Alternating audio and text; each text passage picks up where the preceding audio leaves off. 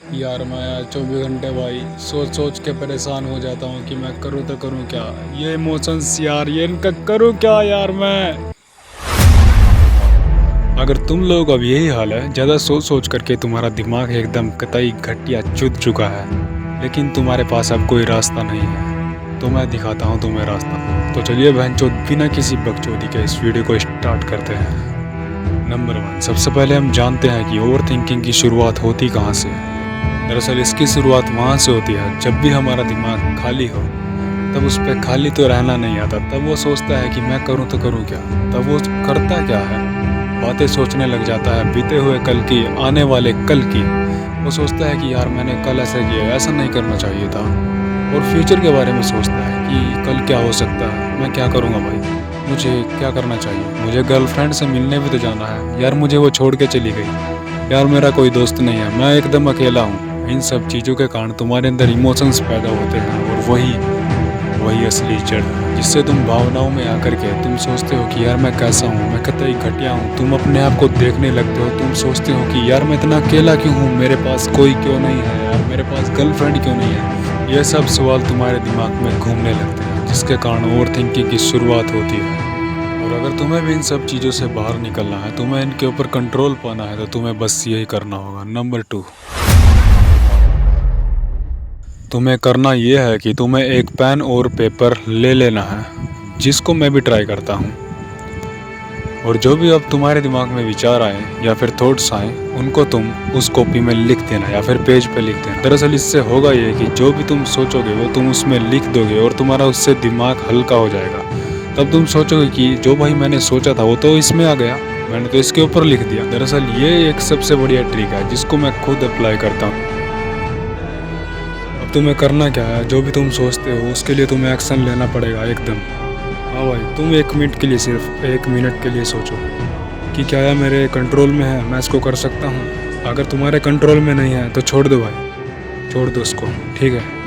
अगर नहीं छोड़ा जा रहा तो पहले वाली ट्रिक इस्तेमाल करो, पेन पेपर लो और उस पर लिख दो अपने इमोशंस जो भी हैं।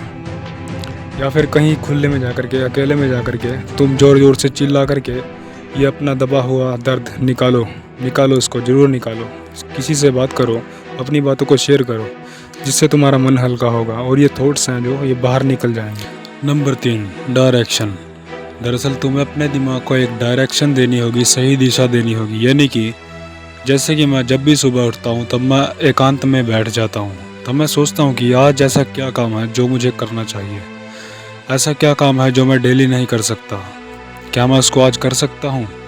तब मेरे अंदर से सिर्फ एक ही जवाब आता है कि हाँ मैं ये कर सकता हूँ। इससे होगा ये कि तुम अपनी सोच को जब भी डायरेक्शन देने लगोगे, यानी कि काम देने लगोगे, तब तुम्हारा सारा का सारा ध्यान काम पे लग जाएगा।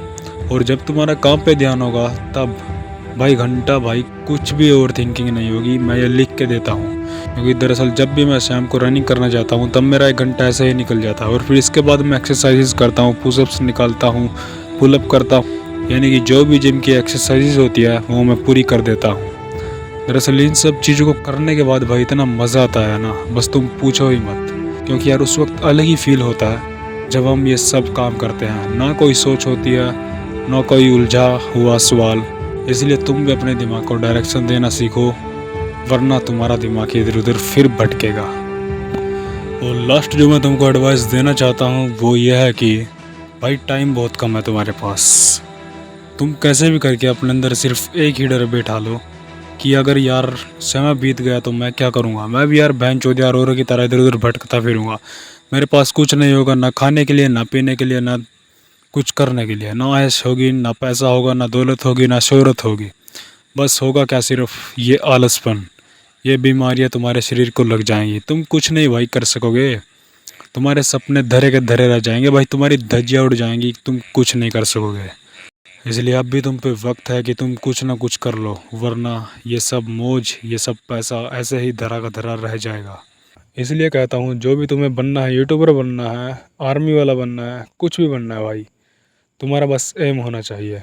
और उस एम के पीछे दौड़ो, जो तुम्हारे सपने हैं उनके पीछे दौड़ो, ठीक है।